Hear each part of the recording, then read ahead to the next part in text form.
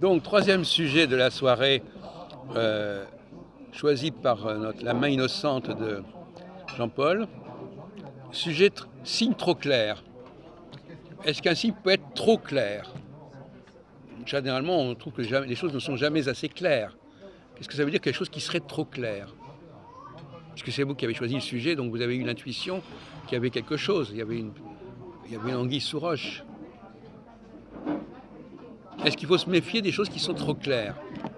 C'est ça qui vous a poussé à choisir ce sujet. C'est sûr que oui, c'est des choses qui sont des choses qu'on veut nous influencer, on nous montre trop, on les mettra en avant pour éviter de voir le reste. Non, c'est pas ça la bonne réponse. Quand les choses sont trop claires, comment fonctionne notre mental? On peut adhérer ou alors être suspicieux, ça dépend. Non. Est-ce que, on va prendre le problème inverse. Quel est l'avantage des choses qui ne sont pas claires? Il reste, c'est confus. Donc, l'avantage, Ah, l'avantage.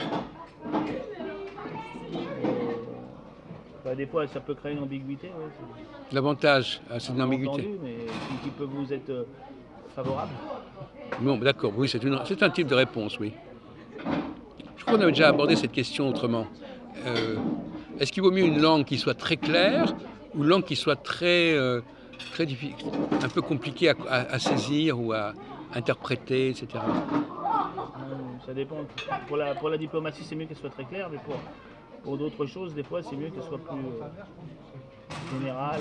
Pour la diplomatie, on pourrait en discuter. Vous savez qu'il y a eu un débat sur sortir des territoires occupés ou de certains territoires occupés. En anglais, ouais, s'ils avaient fait From français, occupied territories or from the occupied territories. Donc là, c'était de la diplomatie. Il n'y aurait pas eu cette erreur. Voilà. Parce que c'est Other, avec Other, il y a eu une Bon, d'accord, peu importe. D'accord. Mais la question n'est pas là, en fait. La question, c'est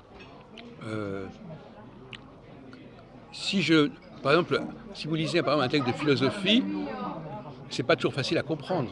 Ouais. Donc c'est pas très clair. Enfin, en principe, c'est pas toujours facile à comprendre, mais en principe, c'est de la philosophie. Si c'est bien l'art de la logique, du raisonnement, c'est clair, mais des fois, on. Mais c'est clair, il faut faire quand même un effort. Oui, faire un effort, mais. Il faut faire un effort. En principe, ça doit être clair. Sinon, c'est pas vraiment c'est de la personne, elle réfléchit sur des sujets, mais elle le fait en n'employant pas les bonnes formes de raisonnement. Alors, ça complique les choses, c'est un peu confus, les gens ne comprennent pas, parce que c'est n'importe quoi. Il y en a qui écrivent comme ça aussi. Ils font de la philosophie, mais ils n'ont pas les outils adéquats. Oui. Alors après, ça pose problème pour comprendre ce qu'ils veulent dire. Mais justement, quand ça pose problème pour comprendre ce qu'il veut dire, c'est bon pour... La réflexion? Oui, pour l'intelligence, pour la réflexion. Ouais. Quand c'est trop clair, vous ne réfléchissez pas. Vous n'avez pas besoin de... Vous ne faites pas preuve de perspicacité, vous n'essayez pas de comprendre ce qu'il y a derrière.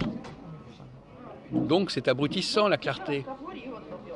La clarté du discours est abrutissante. C'est pour ça d'ailleurs qu'il y a des gens souvent qui écrivent de manière abstraite pour tester l'intelligence de leur lecteur. Le lecteur qui n'est pas capable de comprendre ce qu'on lui dit, veut dire qu'il a un cerveau qui ne fonctionne pas très bien.